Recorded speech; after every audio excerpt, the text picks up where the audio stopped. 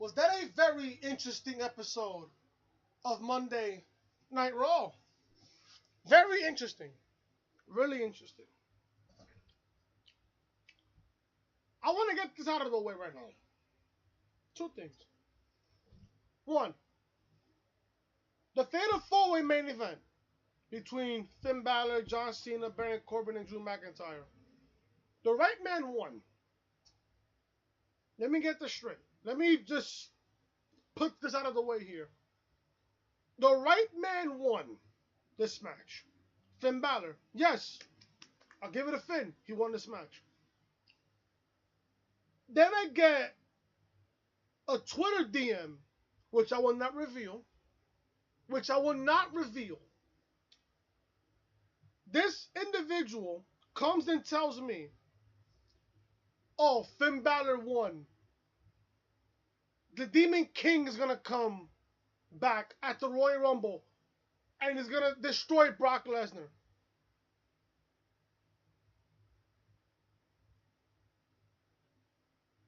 Really? So that's what you DM me on Twitter. That Finn Balor wins the Fatal 4-Way, which he did, by the way. I predicted that before the match even started. You think that the Demon King is going to come back at the Royal Rumble and beat Brock Lesnar for the Universal Championship during WrestleMania season?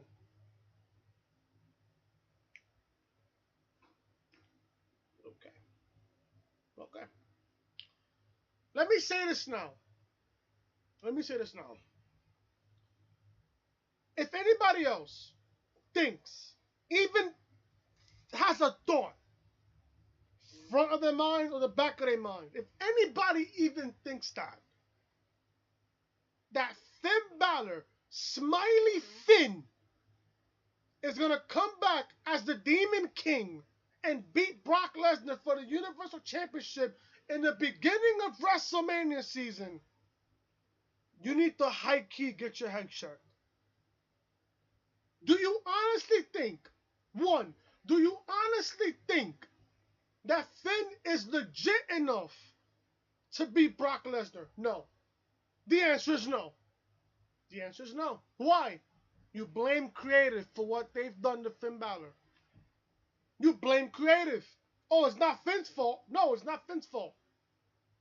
I'm not putting this towards Finn Balor at all. You blame creative on how they were booking Finn Balor lately. Yes, it does make sense that Finn Balor won. It makes perfect sense. John Cena? No. Baron Corbin? Fuck no. Drew McIntyre? He's not ready yet to be a champion on Monday Night Raw. He's not ready yet. Well, a world champion, even though he won the Raw Tag Team titles back in 2018. He's not ready to be the Universal Champion. If anything, I would put Drew McIntyre on SmackDown. Have him compete for the WWE Championship. That's what I would do. I would move McIntyre over to SmackDown when his superstar shakeup happens after WrestleMania. You put Drew McIntyre on SmackDown. You don't put him on Raw. But like I said, the right man won this match in Finn Balor. Do I think Finn will beat Brock? No. Finn will come close. I'll give you that. Just being generous here. Finn will come possibly this close. It's close to beating Brock Lesnar. That's just my honest opinion. And hell, at the same time, it's fresh. It's not Braun Strowman. It's not Roman Reigns. I'll give that to them. Round of applause, gentlemen. Round of applause.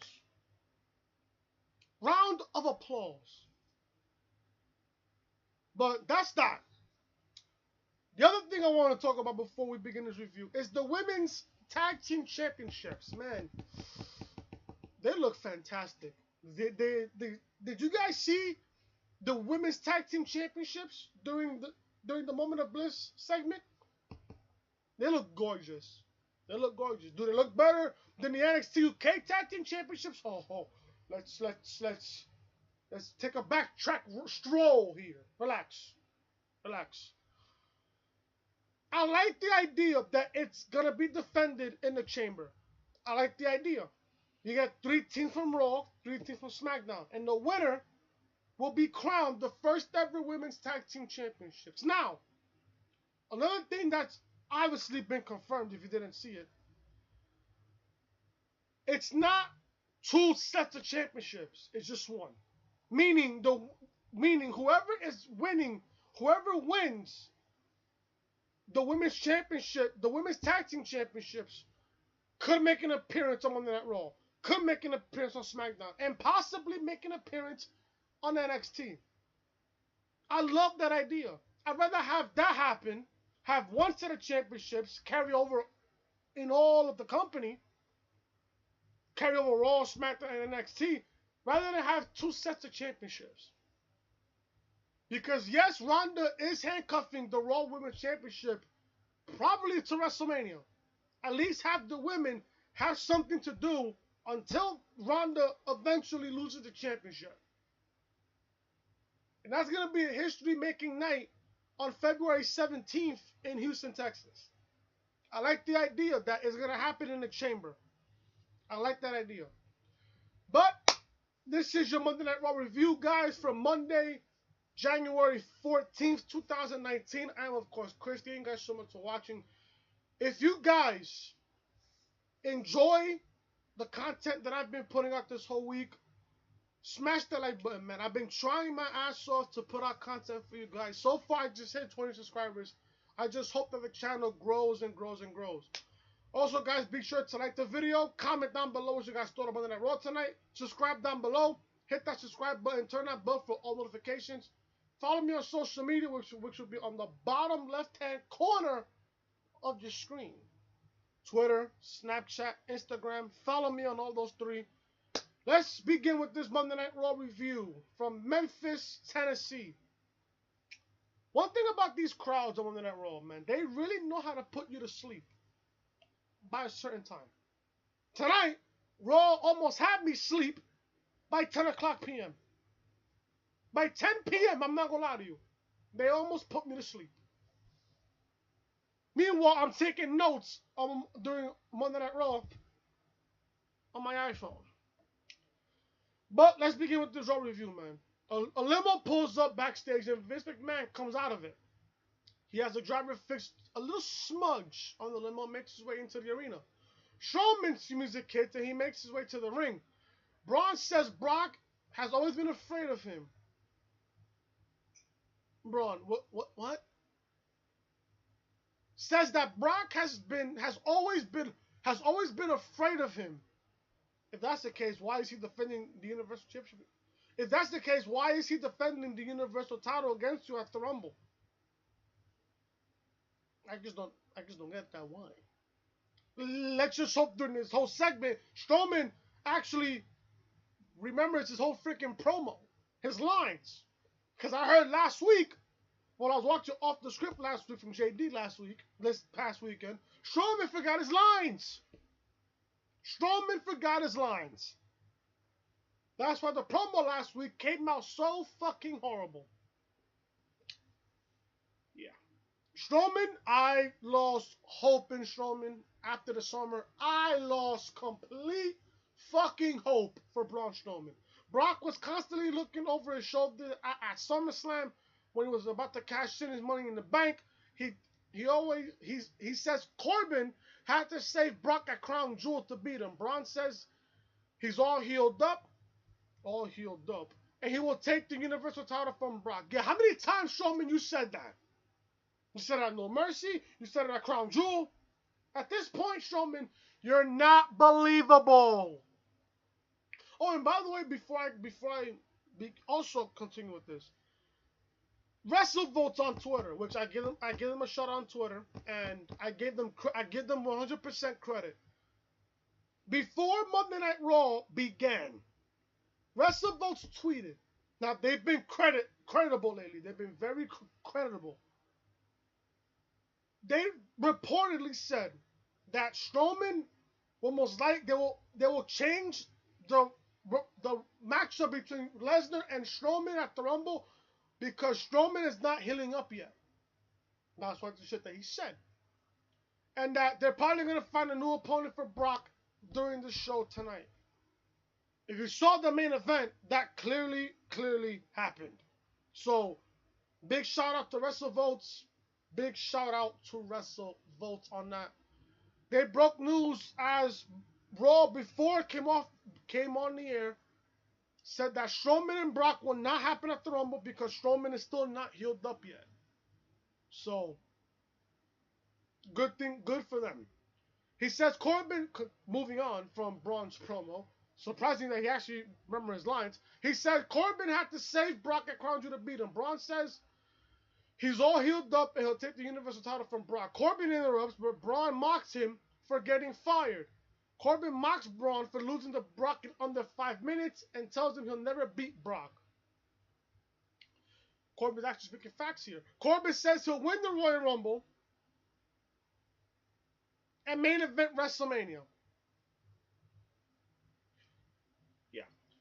Braun chases Corbin backstage. Braun searches backstage and throws one of the Singh brothers over the table. I would love to know. Sources were telling me. I had sources earlier saying that, they were serving some good dessert in Titus Catering. I heard they were serving some flan, some tres leche cake, some mangú con salami, con plátano. So now you go from baked chicken last week and smashed potatoes and green beans to Spanish food this week. Come on, dude. Seriously? Come on. Braun continues to chase him down. Elias, now this is what I really love. Elias sings backstage about Braun chasing down Corbin. Now, I loved how Elias was on the guitar, just singing and just giving away his location. Loved it. Loved it. I really did enjoy this opening segment. Braun comes up to him and Elias says Corbin is at the limo. Braun heads towards it, throws the limo driver out, grabs a pipe and smashes into the limo window. Braun rips the door off his hinges and Corbin runs out of the limo. Vince McMahon stops Braun and gives him a dirty look as he sees the condition of the limousine. Now, I took notes on this. I took fucking notes. Took notes. I'm not gonna lie to you. I got them here on my phone as you speak. I got them on my phone. I have questions that I want to know. Questions that needs to be answered. Now, as you saw in the beginning of the show, Vince got out of the limousine and walked into the arena. I would say after 5 to 10 minutes later, Vince, and after what Strowman did to the freaking door, Vince comes back to the limousine. And I'm thinking to myself, why would Vince go back to the limousine? What was he missing in the limo? Did he forget something in the limo? His wallet? His phone? Did he forget about Kevin Dunn and his wood chips? Or did he forget about Kevin Dunn's toothbrush and toothpaste? I would love to know. Honestly, why would Vince go back to the limousine in the parking lot? Honestly, this is shit I need to know, people. Honestly, this is shit I need to know. Did he forget about Kevin Dunn's wood chips? Did he forget about his freaking toothbrush and his fucking toothpaste? What was it, Colgate or Crest? What type of mouthwash does he use? Listerine? Jesus Christ, dude. This made no sense. Why would Vince go back to the freaking parking lot? If you know Braun Strowman is about to wreak havoc all over the fucking building. So so this is the funny part here. Braun tries putting the door back on the limo, but it falls apart again. Shit was hilarious. Vince yells at him and gives him a fine of $100,000. Whoa. That's a hefty fine there, my friend. $100K? Jesus Christ. Braun says the piece of crap limo is not even worth $100K. He's right, Vince says he's out of the Universal title match at the Royal Rumble. Braun gets angry and flips over the limousine.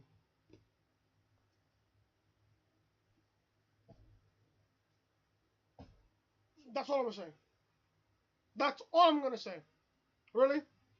So you're stripping Braun Strowman of the Universal Championship match against Brock at the Rumble just because of a limousine, just because of a door on a limousine.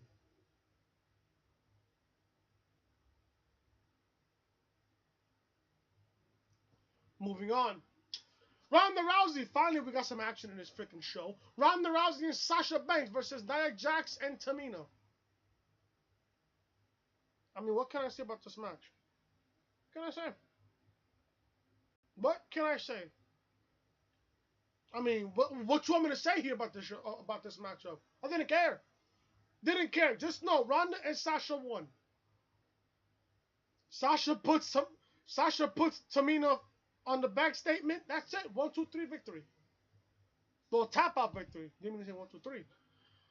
Post match, Ronda says it was an honor teaming with Sasha tonight, and it will be a pleasure to tap out Sasha at the Rumble. Sasha takes offense to that and says she will face any woman, any size, anywhere. Now, whoa. Are we getting bad bitch NXT Sasha? Because if that's the case, my God, are we in for a treat at the Royal Rumble? Sasha says she will beat her with class. Sasha says she will make Ronda tap out and become the Raw Women's Champion once again. Ronda comes up to Sasha on the ramp and tries to apologize for what she said, but Sasha trash talks her and walks away. Why are they making Ronda Rousey look like a fucking softy pussy? You're Ronda fucking Rousey. You're the baddest bitch on the planet. Why are you looking so fucking soft on Sasha Banks? If anything, you should take people like Sasha Banks serious. Did you see her work in NXT? Honestly, the matchup, and I would love for you guys to watch this. Sasha Banks versus Bayley at NXT TakeOver Brooklyn, the first one, SummerSlam weekend 2015. Watch that match. Watch that match. Sasha took Bayley to her best match. And if there's anybody else on the Raw Women's Division, which by the way right now is fucking terrible, if anybody else on the Raw Women's Division that's gonna take Ronda to her best match to date after 1 year being in this company is Sasha Banks. Think about it. Nia Jax, her best match was against Sasha. Asuka, her best match on the main roster was against Sasha. Charlotte, her best match against Sasha. Think about it. If Ronda could take Sasha serious, this matchup that we're getting at the Royal Rumble for the Raw Women's Championship should be a classic. Should be a classic. Do I think Ronda and Sasha could potentially steal the show at the Rumble? You damn fucking right. You damn right I do. You damn right. Now, things about Ronda I want to say. Is she good in the ring? She's great in the ring. Does she need to work on her promo skills? Yes, she does. She needs to work on her promo skills. That's it. That's all she needs to work on. It's her promo skills. Do not... I mean, the thing I hate about Ronda, she sounds forced. She doesn't sound natural. She doesn't sound organic. Have her come out like her feelings. Have her like come out organically. The crowd's gonna feed off of that. Feel me? I just think Ronda has to work on her promo. She's fantastic in the ring. She's improving in the ring week by week, month by month. She's improving. She just has to work on her mic skills. She sounds forced and unnatural.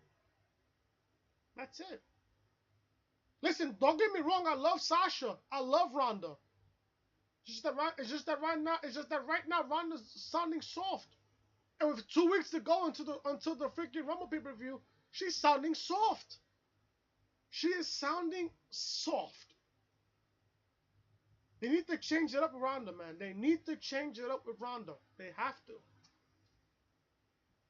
Tag teams wait by Mr. McMahon's door, and Johnny Canola exits the door. Now, I'm asking this question. Was there a long line for the Flang?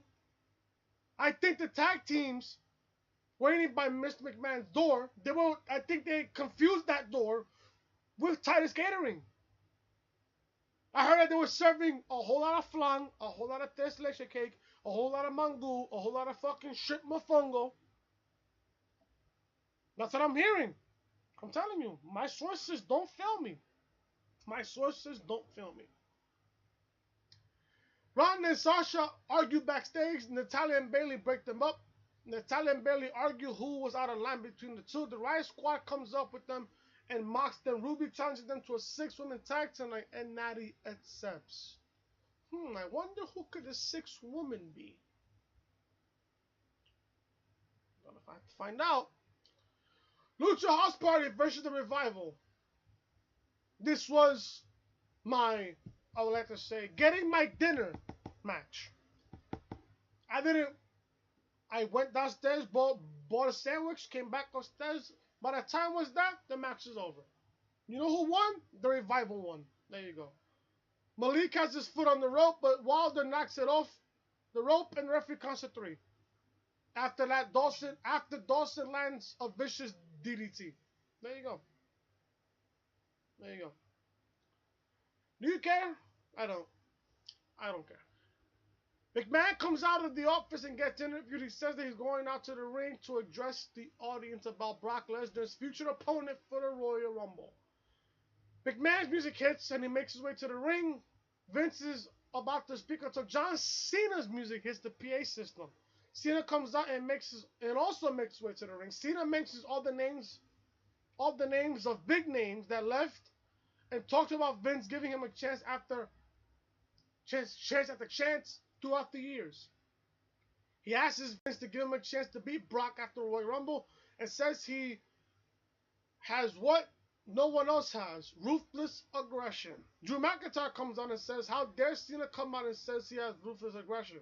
He goes up to Vince and Cena and says Cena's time is up and his time is now. Corbin comes out, which fucking made me scratch my head. Why the fuck is Baron Corbin coming out of this shit?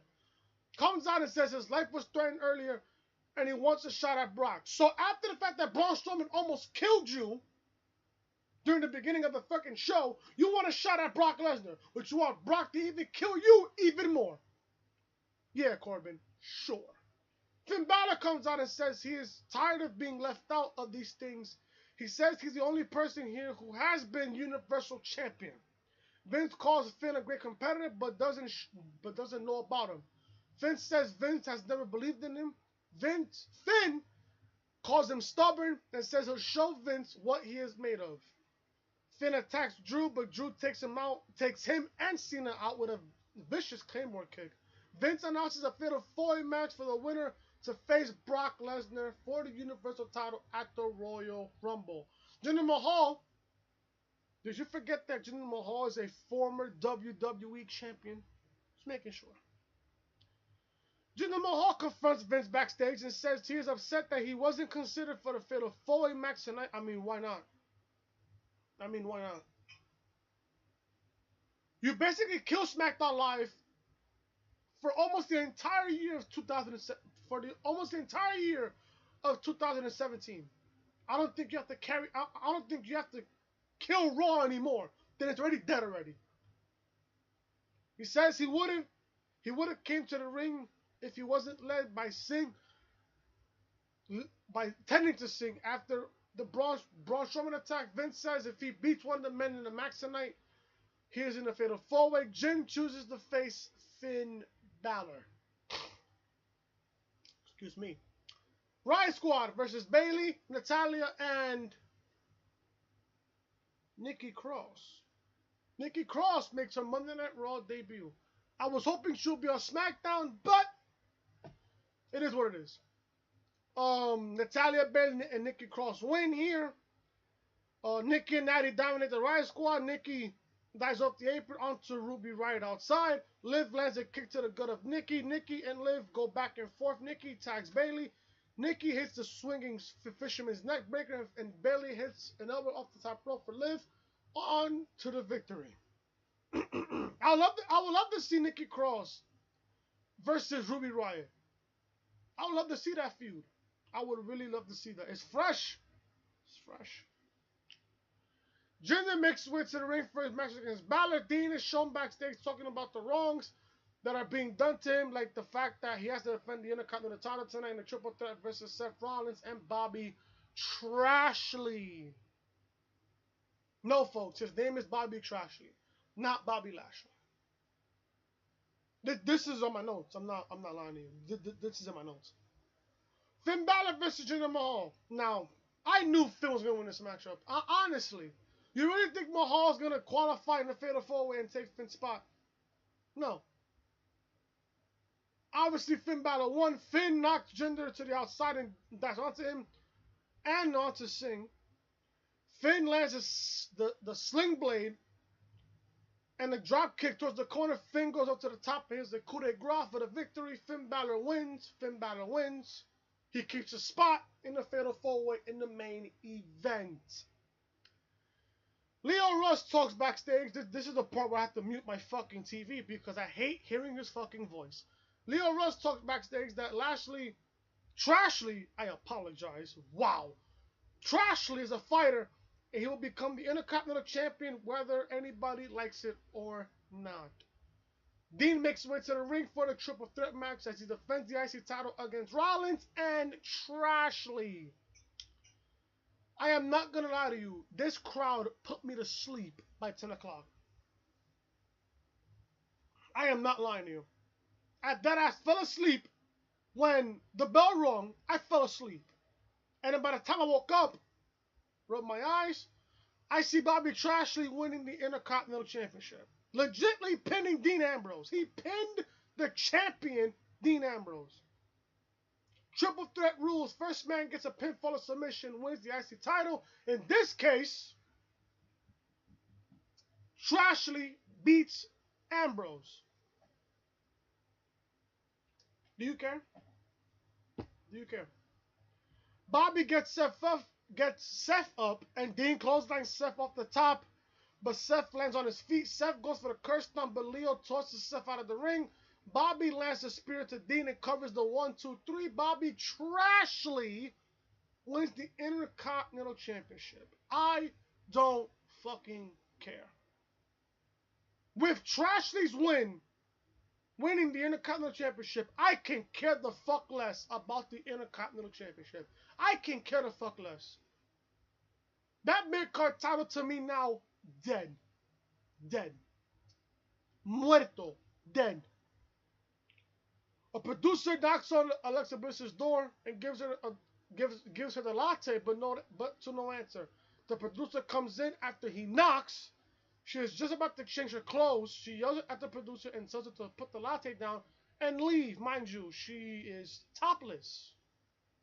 This reminds me of the Attitude Era with Sable. I mean, if you guys are OGs, you guys remember how Sable will always be topless. Do you guys remember that? Let me know down below in the comment section. Let me know. Let me know.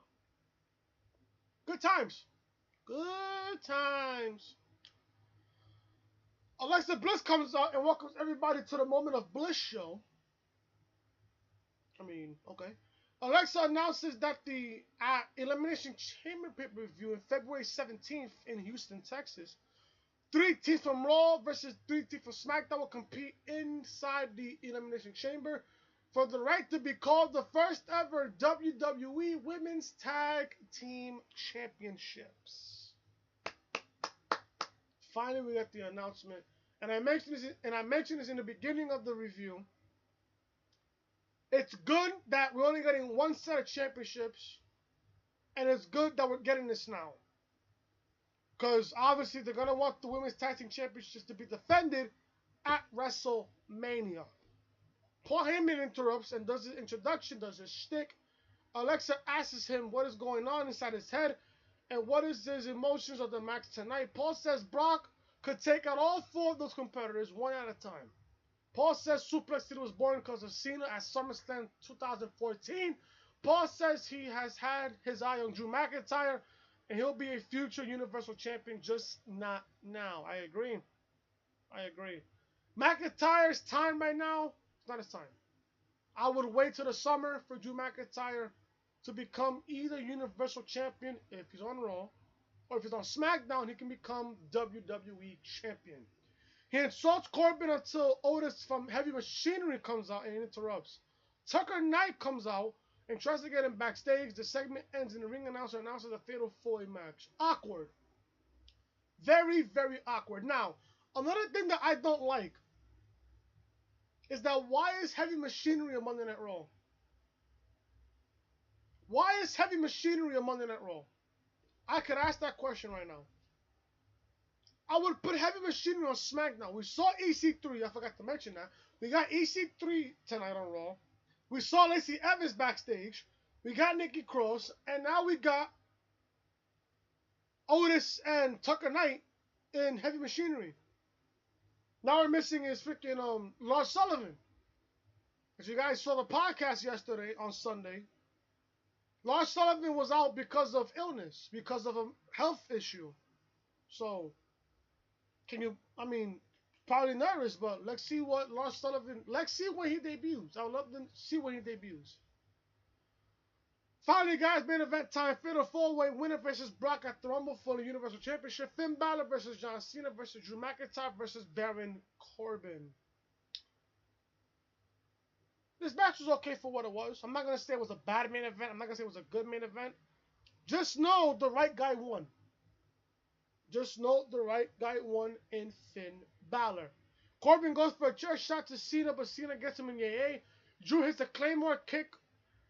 Finn plants Drew with a big DDT and goes up to nail the coup de grace on Cena for the 1, 2, 3. Finn Balor wins. Post-match, Cena tells Finn he believes in him and wishes him good luck. He shakes his hand and hugs him as the show goes off the air. So now we got Finn Balor versus Brock Lesnar for the Universal Championship at the Royal Rumble. Like I said before in the beginning of this review, like I said, the right man won this match. And for the people that think that the Demon King is going to come out and beat Brock Lesnar, it's not going to happen. It's not going to happen. You guys know for a damn fact that Brock Lesnar is going to go into WrestleMania as Universal Champion. It's just a matter of the fact that who is going to face Brock at WrestleMania.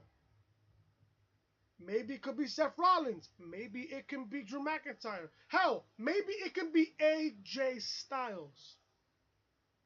I heard reports that Styles can win the Rumble and have him face Brock at WrestleMania for the Universal title. Possibly. Let's see what happens. Let me guys know down below in the comment section what you guys think about the show.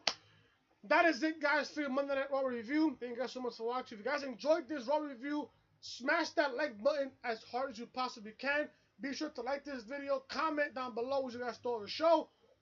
Hit that subscribe button down below. Turn that bell for all notifications. I will see you guys tomorrow night for SmackDown Live review. We got The Miz celebrating Shane McMahon's birthday on an episode of Miz TV. Let's see what happens, man. Let's see what happens. Without any further ado, guys, thank you guys so much for watching. I will see you guys tomorrow for SmackDown Live review. Talk to you guys tomorrow.